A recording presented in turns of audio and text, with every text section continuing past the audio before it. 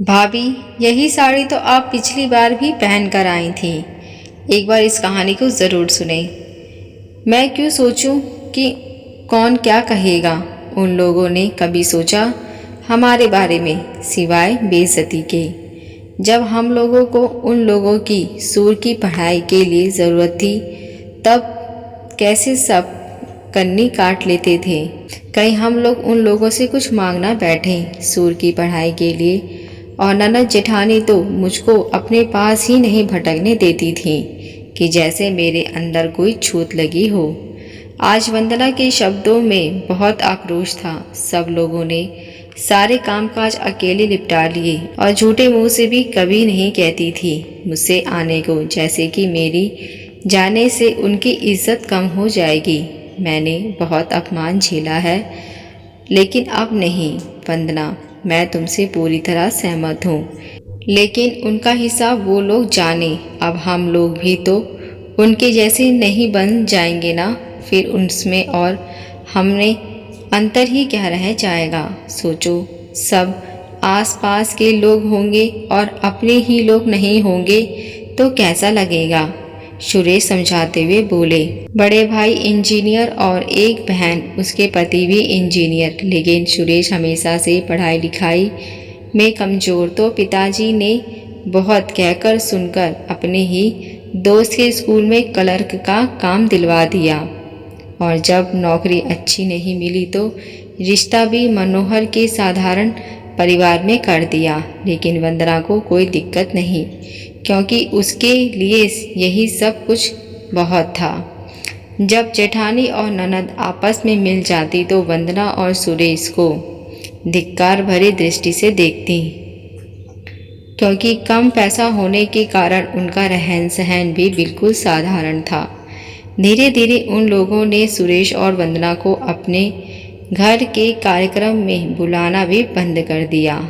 लेकिन सुरेश यही कहते कि कहीं घर वालों को भी बुलाया जाता है, और वो जबरदस्ती वंदना को लेकर चला जाता और वहाँ गैर बगैर उन दोनों का अपमान होता ज़रूर। जेठानी ननद बेहद खूबसूरत और वंदना साधारण रूप रंग की, उस पर भी दोनों के दो दो बेटे और वंदना की गोद में बेटी।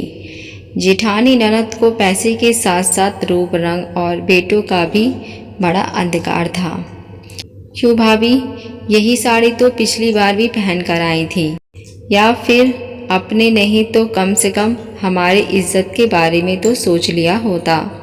बाजार में कितने ब्यूटी प्रोडक्ट आते हैं, थोड़ा सा मेकअप करके खूबसूरत बन जाती। वंदना अपमान का करवा घोट पीकर रह जाती। अरे सुरेश, ढंग के कपड़े नहीं थे तो हमसे मांग लेते। तुम्हारे जीजा जी के बहुत पुराने कपड़े पड़े हैं, कम से कम इन कपड़ों में आकर मेरी बेइज्जती तो ना करवाते। और किसी को क्या कहें, वो भाई भतीजे को ताना कसने से पीछे नहीं रहती।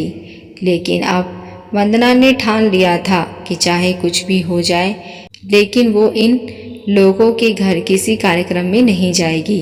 वंदना ने सिर्फ ये अच्छा किया कि वो रूखा सूखा खा खा कर भी थोड़े थोड़े रुपए बचाती रहती और अपनी लाडली को खूब पढ़ाती भी रहती। टूटा फूटा पुश्तैनी घर का छोटा सा टुकड़ा भी उसको मिल गया था। भाई बहन दोनों की तो कोठी थी, लेकिन सुरेश और वंदना के पास एक छोटा सा कमरा, जिसमें खाना भी बनाना और रहना भी। हाँ, खाली ज़मीन ज़रूर पड़ी थी। बस वंदना का एक ही संकल्प कि कैसे भी करके दोनों कमरे और एक रसोई और बाथरूम बनवा लिया जाए और बेटियों को कुछ जरूर बना दिया जाए। सौभाग्य से बेटियां सूर पढ़ने लिखने में बहुत तेज़ थी और उसको स्कूल में स्कॉलरशिप में मिल गई थी। सूर ने अपने दम पर बिना कोई ट्यूशन के हाई स्कूल और इंटर पर टॉप किया।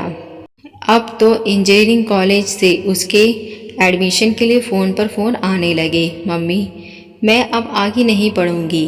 माना कि स्कॉलरशिप मिल जाएगी, लेकिन मम्मी और भी तो बहुत खर्चे होते हैं। सूर दिल पर पत्थर रखकर बोली, सूर, आज के बाद ये शब्द जुबान पर मत लाना। तुमको खर्चों की चिंता करने की ज़रूरत नहीं।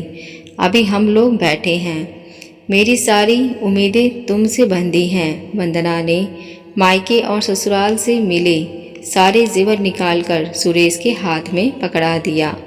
मैंने आपसे कभी कुछ नहीं मांगा, बस मेरी बेटियों की पढ़ाई नहीं रुकनी चाहिए। वंदना की आंखों में आंसू थे और वो अपने फैसले पर दृढ़ संकल्पित थी। सूर आसमान की ऊंचाई को छूने लगी। इंजीनियरिंग की पढ़ाई पूरी होने से पहले ही उसका कैंपस सिलेक्शन हो गया और वो आज इंजीनियर बनकर पहली बार घर आ रही थी। अब मैं भी शान से कह सकूंगी कि मेरी बेटी इंजीनियर है।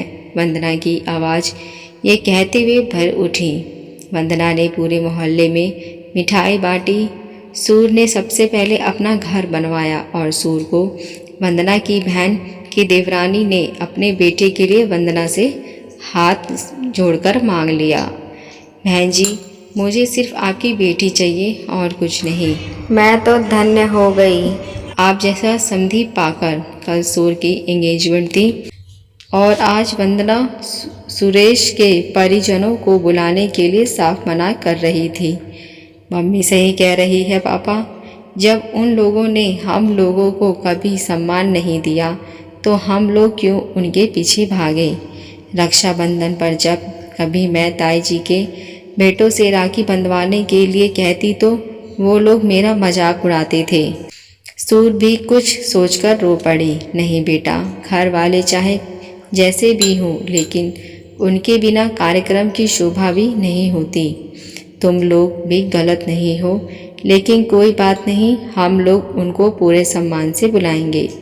ठीक है, जैसी आपकी मर्जी। आखिरकार वंदना मान ही गई और आज सब लोग सूर की एंगेजमेंट में शामिल हो गए। शायद सबके मन में आत्मगिरनी थी उन लोगों से अच्छा व्यवहार ना करने की। छोटी, हम लोगों को माफ़ कर दो, हम लोगों ने तुम्हारे साथ बहुत बुरा व्यवहार किया।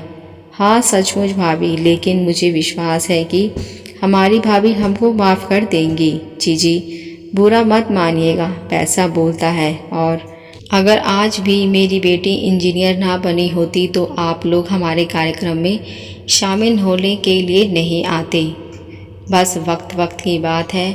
कोई जख्म नासूर बन जाते हैं और एक दो नासूर जल्दी ठीक नहीं होता है, लेकिन अगर मान लो ठीक भी हो जाता है तो वह गहरा निशान छोड़ जाता है। इतना कहकर वंदना अपने काम में लग गई, क्योंकि उसका मन में भरा ये गुमार भी निकलना भी बहुत ज़रूरी था। और वहाँ पर बैठे सब लोग आवक से वंदना का चेहरा निहारते हुए कुछ ना बोलकर चुपचाप बैठे देखते रह गए। आपको मेरी कहानी कैसी लगी? वंदना की सोच सही थी या सुरेश की? लाइक और कमेंट्स के द्वारा अवश्य बताएं। अगर आप हमारे चैनल पर नए हैं तो मेरे चैनल को सब्सक्राइब, लाइक, शेयर ज़रूर करें। देखने और सुनने के लिए धन्यवाद।